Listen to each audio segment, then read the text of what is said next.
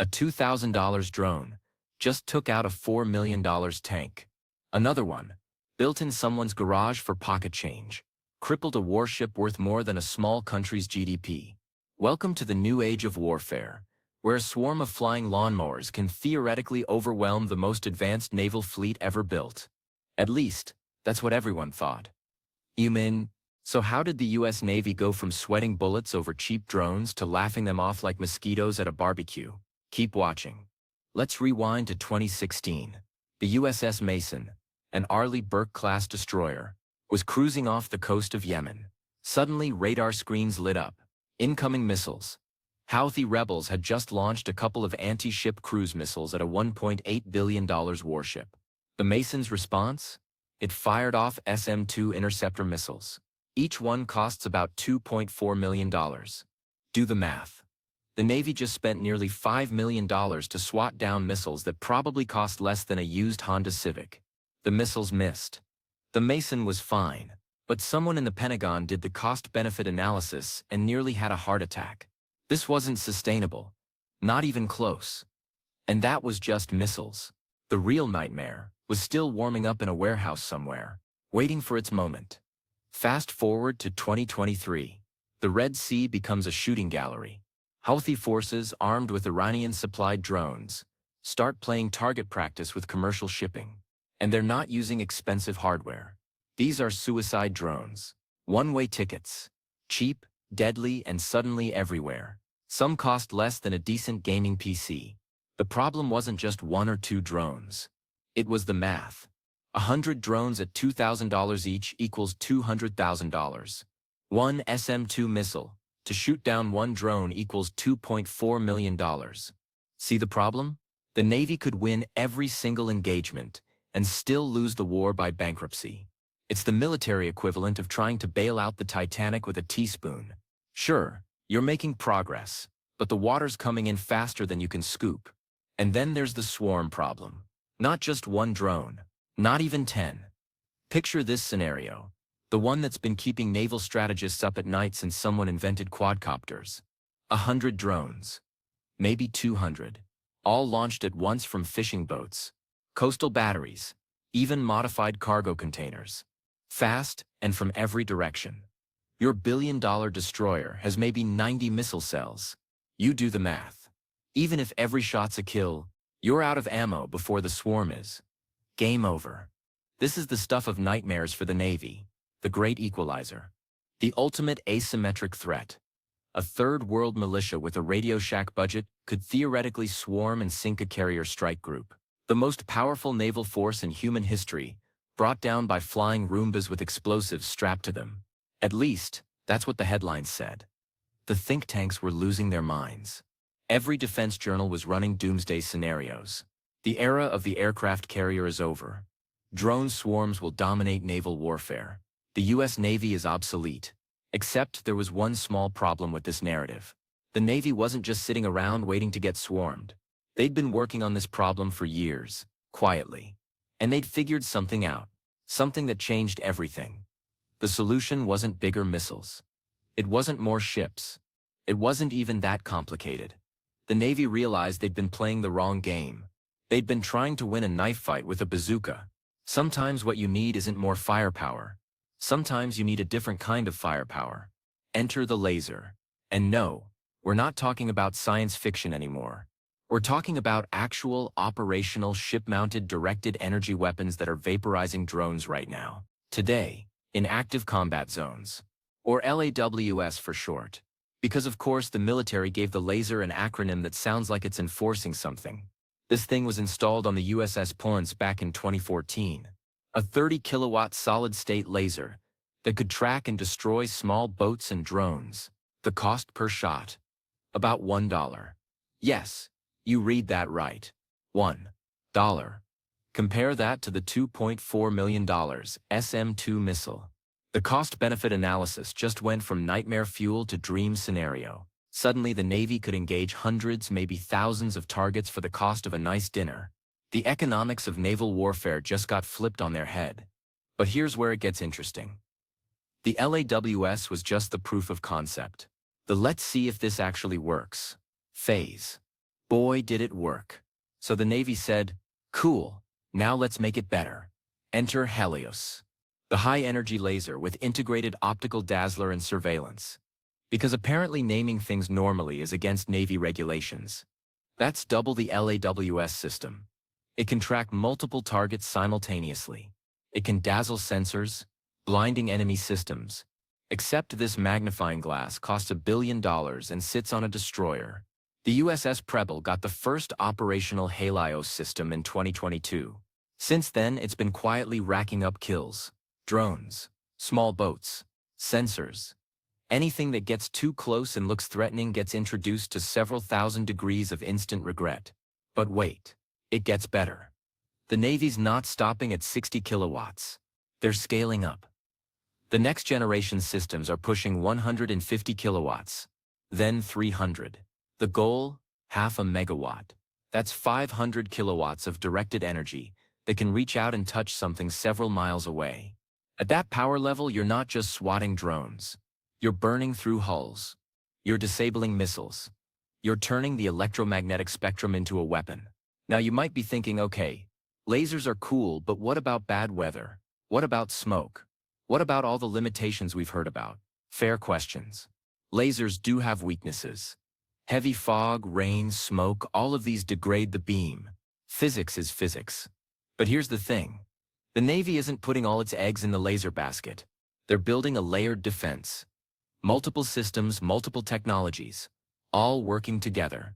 While the lasers were getting the spotlight, another technology was quietly maturing in the background. Microwaves. High-powered microwave weapons. They fry electronics. Every drone has a brain. Circuit boards, processors, receivers, delicate electronics that don't appreciate being hit with a concentrated burst of electromagnetic energy. The Navy's been testing systems that can knock entire swarms out of the sky without firing a single kinetic round. Just point, click, and watch the drones drop like their batteries all died at once. Because that's basically what happened. The electronics got cooked, and the drone becomes a very expensive paperweight falling out of the sky. And then there's the railgun. Remember when everyone got excited about railguns a decade ago? Then it seemed like the project died? About that. The Navy didn't kill the railgun program. They scaled it back, retooled it, and kept working. Because a railgun that can fire a projectile at Mach 7, that's over 5,000 miles per hour, for about $25,000 per shot. That's still a bargain compared to missiles. The problem was never whether railguns could work. They work. The problem was power generation and barrel wear. You need enormous amounts of electricity to fire these things. And the barrels wear out fast. But here's the thing about the Navy. They have power. Ships have reactors, generators, massive electrical systems. And the newer ships, the ones being designed now, are being built with directed energy weapons in mind from the ground up. The Zumwalt-class destroyers, those weird-looking stealth ships that everyone said were boondoggles, turns out they're perfect platforms for directed energy weapons. They've got the power generation. They've got the cooling systems. They've got the space. What they didn't have was a mission. Now they do. The Navy's retrofitting them specifically for this role. Laser platforms. Microwave systems. Railguns.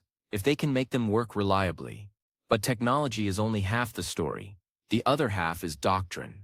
How you use the tools matters as much as having them. And the Navy's been completely rethinking how to fight in a drone-heavy environment. Old doctrine said, you engage threats as far away as possible. Long-range missiles, standoff weapons keep the enemy at arm's length. That works great against traditional threats. Ships, aircraft, missiles. But drones change the equation. They're small, cheap, and expendable. You can't afford to waste million-dollar missiles on $1,000 drones. New doctrine says you layer your defenses. Long-range missiles for the big threats. Medium-range systems for the medium threats. And for the small stuff, the drones, the close-in threats, you use directed energy weapons, close-in weapon systems and electronic warfare. The Phalanx CIWS, that's close-in weapon system. The radar-guided Gatling gun, that sounds like the world's angriest zipper when it fires, has been updated. New software, better tracking, optimized for small, fast-moving targets like drones. It's old technology, sure. first deployed in the 1980s. But it's been upgraded so many times. It's basically a ship of Theseus situation. Is it the same system? Who cares? It works. And then there's CRAM. Take a phalanx. Remove the gun, stick a rolling airframe missile launcher on top. Now you've got a system that can engage multiple targets, fire and forget, and cost way less than the big missiles. Each RAM costs about $900,000. Still expensive, but not $2.4 million per shot. Expensive baby steps. The Navy's also investing heavily in electronic warfare, jamming, spoofing, hacking. If you can take control of a drone, or confuse its navigation, or just make it think it's somewhere it's not, you don't need to shoot it down. You just need to make it harmless. Turn it around. Crash it into the ocean. Make it attack something else. The possibilities are delightfully devious. And this is where things get really interesting. Because the Navy isn't just defending against drone swarms.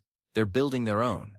If cheap drones are the future of warfare, and they probably are, then the US Navy's going to have the best cheap drones money can buy.